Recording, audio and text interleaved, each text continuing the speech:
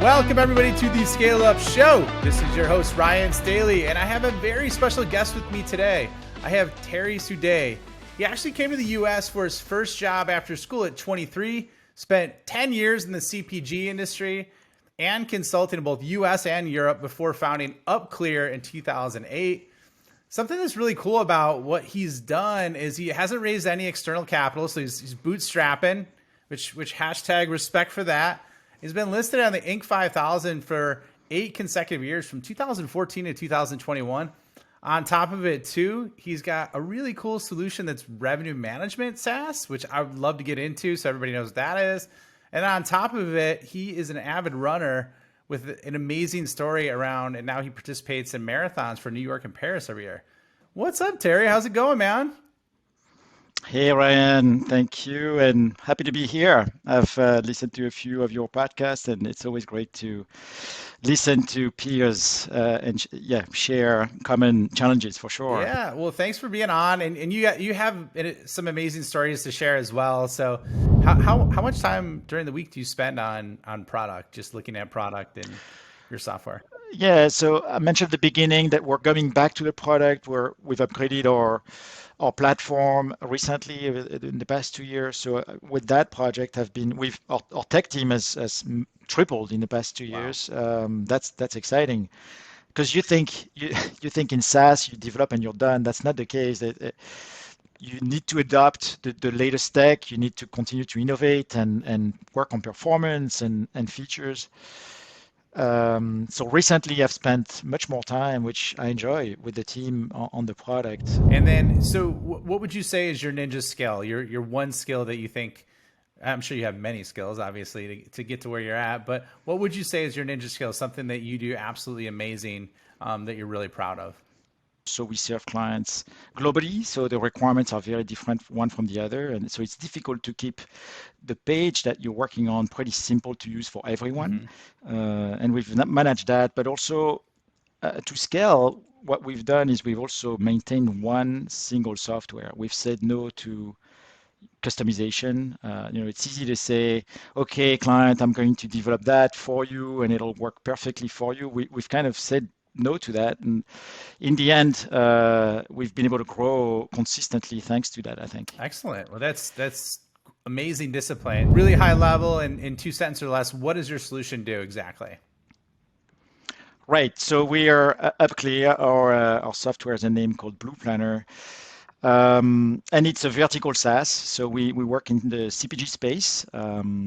Companies that have revenue anywhere between 50 million in revenue and 2-3 billion. And we help them with originally sales planning and managing pricing and promotion changes. But now we've evolved with more data in the system. We've evolved much more as a analytical, intelligence-driven software as well. So we kind of have 2 sets of users. We have the operational hands-on users that create sales plan and promotional activities for their retailers. And the other half of our users is the revenue management teams that really look at the numbers and form their decisions for future planning based on the data that we extract. Love that. There's founders that are struggling at all different stages, right? I've talked to them, and everybody has different inflection points. And so it's awesome that you broke through and made that a reality and kind of where you're at right now. So the question I have for you is, like, Terry, like you got 11 million ARR, and you did that predominantly through a product-led growth model. So why move up market now? Why is now the right time? Well, it's the right time because we're changing league a little bit, right? When you pass 10 million, you get more visibility with investors, with partners, with clients as well. So up until now, half of our client base would not even consider us because we were too small. But I think now this is changing. So we actually have 2 families of clients. We have independents, mostly in North America. So we're talking about brands that, Vita Coco is one of them, Beyond Meat, brands that are anywhere between $100 and $2 billion in revenue, but they've grown themselves, family-owned businesses or privately held companies. some of them that are owned by PE firms, but um, they're growing and they want to work with the agile vendors. Often these companies are open to take risks and work with small vendors like us. On the other side of our business, the other 50%, it's subsidiaries of multinationals. And those, there's a lot of red tape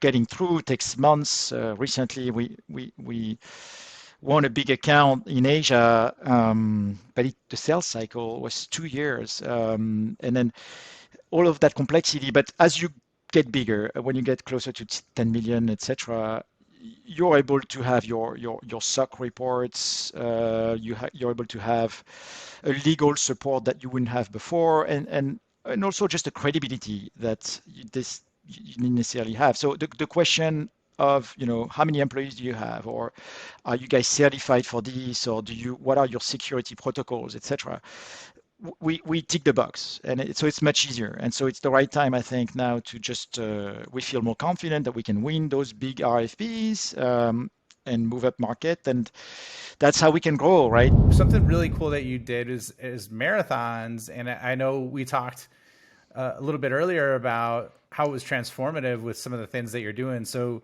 can you just walk us through that? And I know that that post that you wrote about it blew up on LinkedIn. So can you just share that story? Because I think it'd be very amazing and inspirational to kind of go through.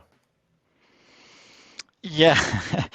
I've always been a runner, as a kid or in school, but the sad thing is, because of the early days of the business, I was hands-on working 14-hour days. I kind of stopped. I mean, so I ran marathons in my 20s. I was pretty good at it, but I was also busy doing other things. But in my 30s, I set up that business, and I kind of stopped running. But then I turned 40, and I realized, what have I done? I didn't waste 10 years of my life, but I loved running. Why did I not continue? There's no excuse, right? And so I went back to it, and I had kids, young kids. So the best way to do this was to set time in the morning. And I found the discipline to do it, more and more mornings in the week. And I came back to a level which has been amazing, by applying that, you know, diligence of doing it very focused, and also with a team. So I'm really proud that I went back to it, and that I could achieve these good results. But there's so many, so recent that post that you're mentioning, yeah, there's so many parallels that I found between running the business and running marathons. So many, and I can talk about this a lot. But what's interesting, is that as I stopped running because I thought I didn't have the time, in my 30s when I was starting the business. And in fact, I did find the time, and even if the time that I found running took a little bit, maybe an hour, maybe an hour and a half of my business day, it was for the best, because it was time that I could step back. It was time for me. It was time that I would let the teams run their own things. It was just time that I'd missed, and it detached me a little bit from the business. And physically, I think it helped me to sleep better. I mean, I would go to bed early, because I would wake up every day at 5:30. So I would go to bed early, and the good thing is I would go to bed and not think about work, because I was so tired that I would just sleep like a baby at 9:30. So a lot of the stress got physically, if you like, evacuated. And I guess it came at a time when the business was growing, so it was possibly easier. But I would encourage anybody to pick up one extra activity. It doesn't need to be sport, but every day, that you do every day and that you take for yourself. And also the other thing with running is that in the early days, I was running with earbuds and listening to music, and now I don't. So I'm either with friends or just on my own, and no input, right? Because Wow. today we get bombarded with inputs, and alerts and notifications all over. And so when I run, it's actually the only time awake in the day that I'm free of all these bombing, and it's good. It's good. It refreshes your mind, and keeping the body healthy is also super important. I found, and the good thing too is that you feel better, and the team sees that. So that there's also that beneficial aspect for the entire team, I think. Yeah, that's awesome. Where can people find out or more about you, connect with you, or learn more about UpClear? Well, thanks, Ryan, for having me. A pleasure, and it's always great to hear other founders, and I can relate to marathon runners, and but I can relate to founders obviously the same way. There's that thing in common that we understand each other. Yeah, LinkedIn is the best place, of course. I think find me on LinkedIn, and happy to chat. Excellent, man. Well, thank you so much for being on the show. Thank you for your time, and love the direction that you're heading. I see huge things happening for you over the next few years. So thanks for being on. Thanks, Ryan. Good job with the podcast. Thanks.